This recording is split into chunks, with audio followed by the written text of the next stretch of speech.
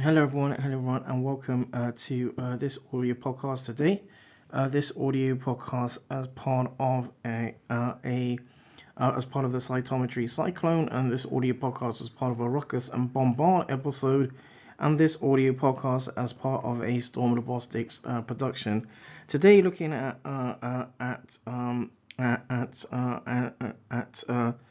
some aspects in regard to immunosuppressive pharmacotherapies, and looking at in continuing the importance of interleukin 2, interleukin 7, interleukin 15, and co-stimulation in human kidney transplantation or human renal transplantation.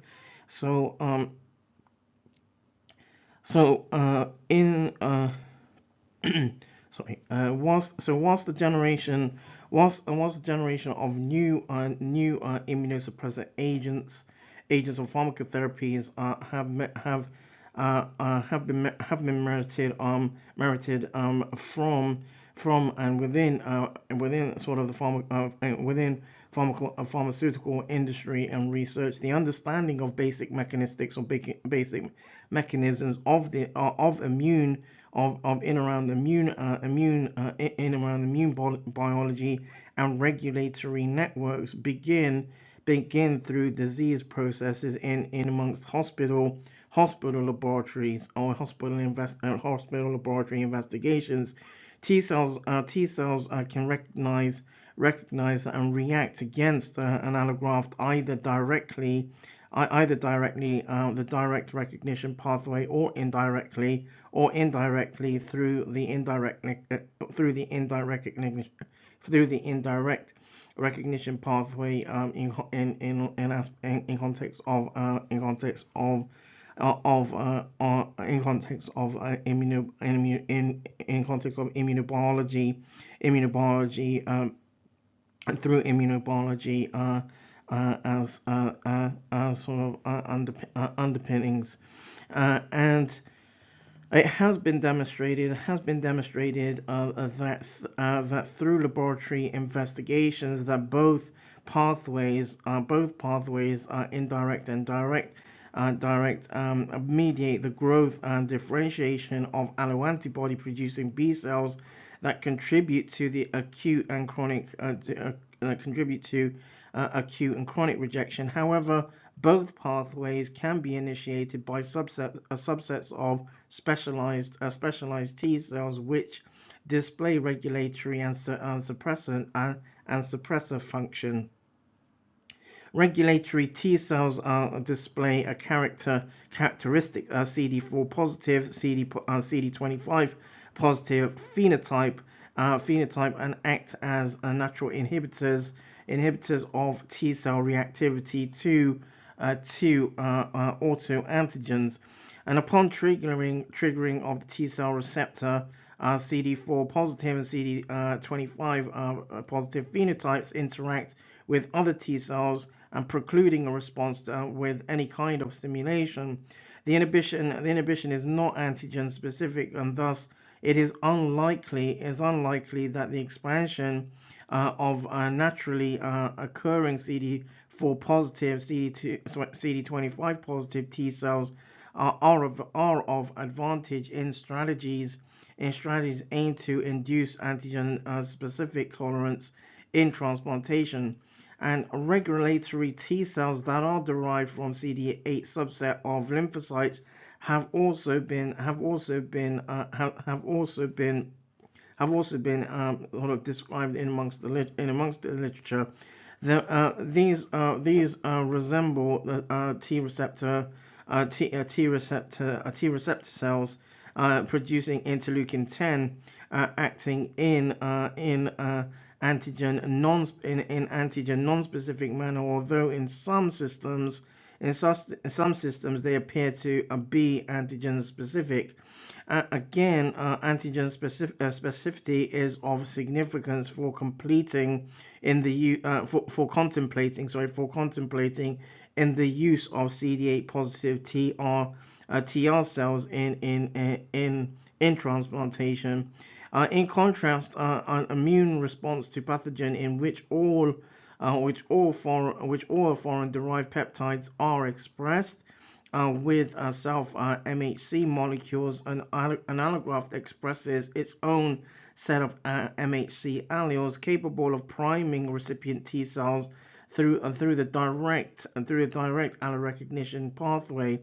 Self-restricted T cell clones can recognize allergen MHC peptide complexes. The crystal structure of a T cell receptor bound or TCR bound to its allergenic MHC peptide has shown that interaction is essentially identical to the interaction of a T cell receptor with a foreign peptide bound to a self MHC molecule. Early post-transplantation in the inflammatory environment or environ, there is in the inflammatory environment, in the early inflammatory environment created by the sort of the post surgical trauma. For example, recipient CD4 positive T cells may become activated through direct recognition of alloantigens conveyed on the membrane of passenger donor antigen presenting cells.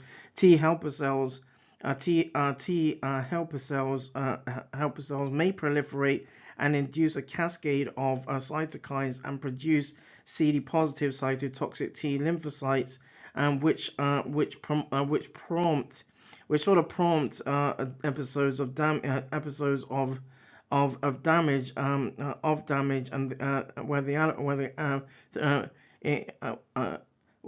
which prompt episodes of damage and where the allograft in around the allograft through acute allograft rejection. Successful immunosuppression pharmacotherapy can reverse acute allograft rejection or AAI, inhibiting the proliferation of alloreactive CD4 positive T helper cells. Donor antigen presenting cells mitigate out of the allograft, which thus becomes less immunogenic. Host dendritic cells ingest apoptic and necrotic cells of the allograft and processes them into peptides and presents them to T cells from the regional lymph nodes. And so finally, it has been demonstrated that under the coverage of immunosuppression, CD4 positive T cells recognize donor allopeptides, which may be unable to secrete interleukin 2 and proliferate. In contrast, CD8 positive and CD28 T cells that do not require co-stimulation through B7 or CD4 molecules, they may still receive the activation signal 1 interacting with non-sensitive APC antigen presenting cells of the allograft, i.e. with endothelial cells or with autologous DC dendritic cells which have processed donor alloantigens. The prevalence of this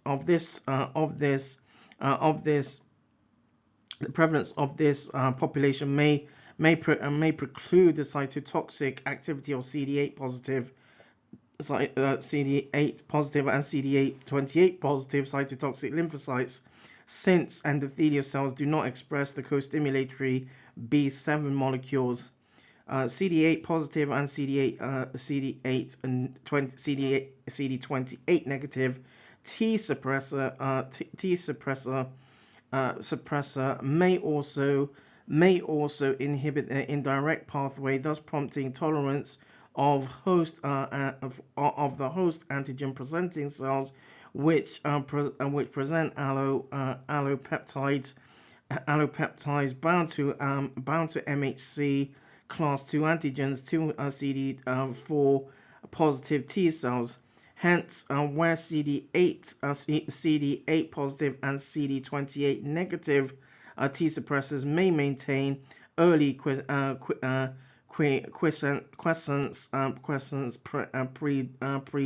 predominantly. That draws this audio podcast to a close.